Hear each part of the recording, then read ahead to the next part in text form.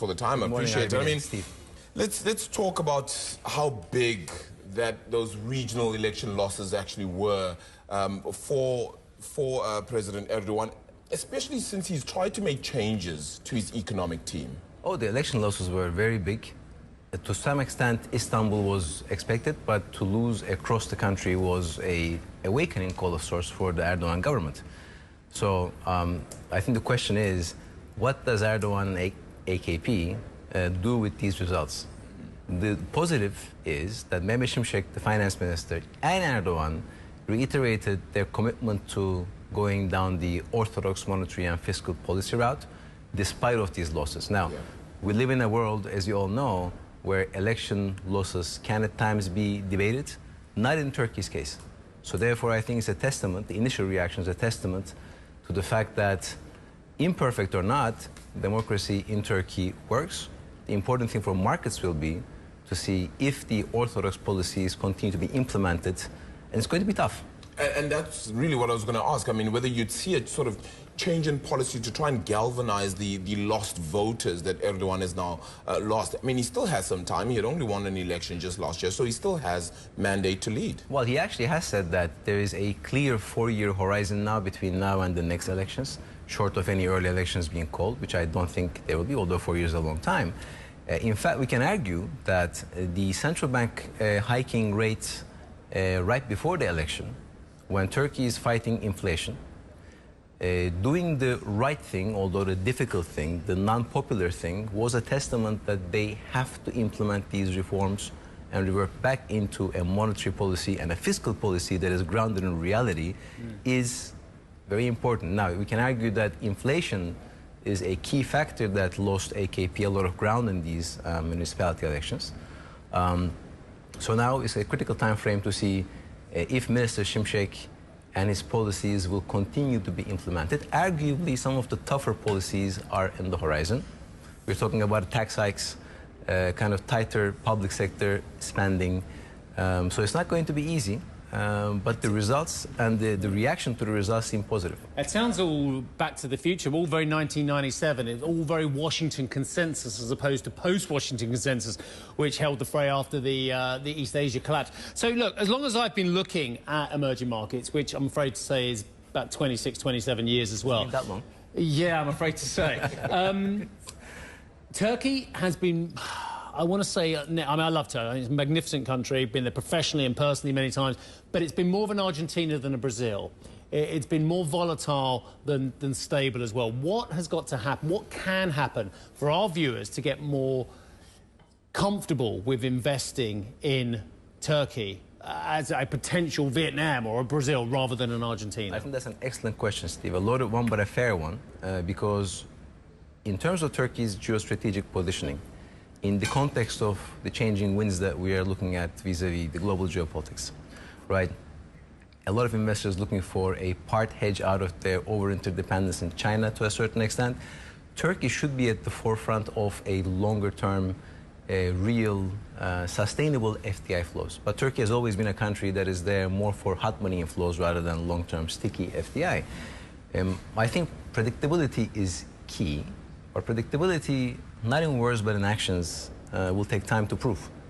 I think one of the issues that we've had is that Turkey has gone through somewhat of a peak and trough of change in monetary policy cycles. You know, we are adapting kind of orthodox policies, and then suddenly we segue into something that is not sustainable, which shocks investors.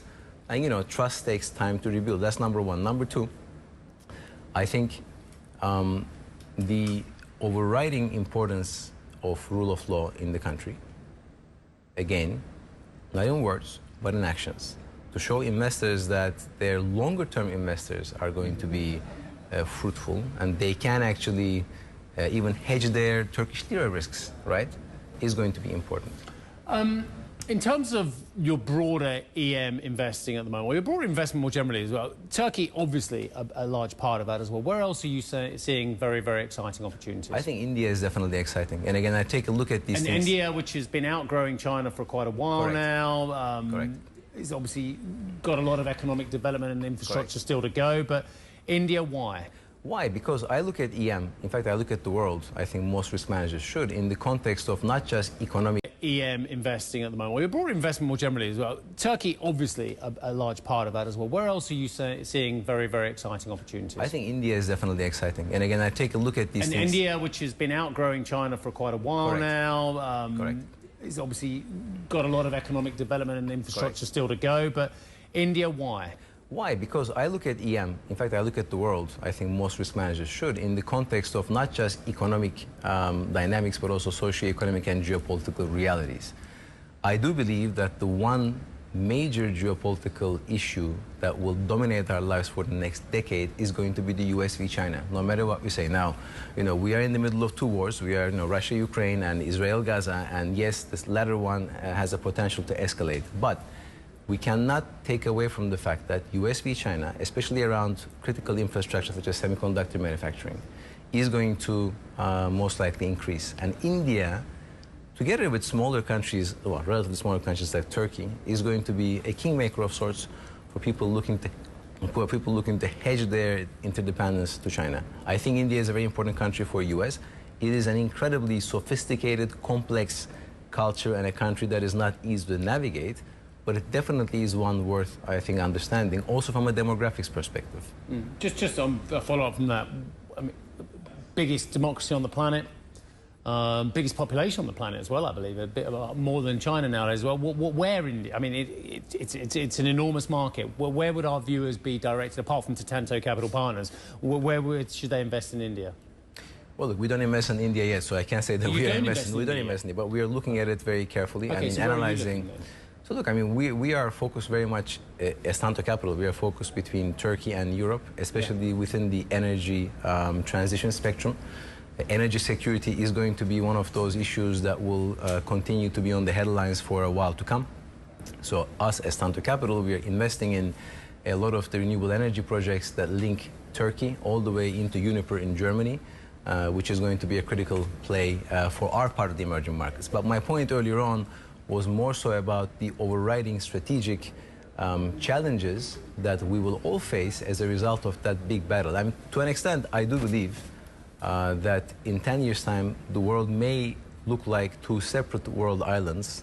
Island number one, US and core allies. Island number two, China and core allies. And within those two islands, things will kind of go as they were for most of the cases. But then there are those countries that I call in-betweeners that will actually play a very important role in being able to intermediate discussions between those two world islands, including energy security, food security, and also the broader global security apparatus on the whole. Yeah. Just very quick, I mean, in the hunt for all that yield, I mean, does that mean that more and more investors now head the way of EMs, especially when you see, one on the equity side, stocks like Mag 7 obviously beginning to diverge and whatnot?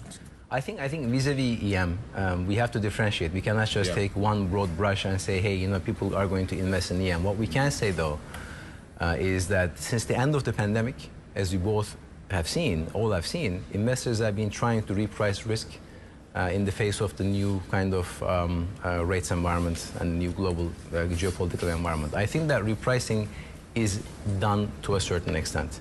Going forward, I do believe that investors will look at EM vis-a-vis whether countries are playing an important role within the global critical chip infrastructure. That is one pot. The energy transition, agricultural security, and also whether in the land or in a world where we seem to have, if not pressed the stop button, at least have pressed the pause button on this hyper-globalized world that we used to live in, whether they can act as a regional power in order to kind of contribute to that whole friendshoring, nearshoring concepts for both sides of the world. Ozan, we have to leave it there. Lovely to see you. Thank you very much indeed for your time today. Fascinating conversation as ever. Ozan M. Ozkural, who is managing partner at Tanto.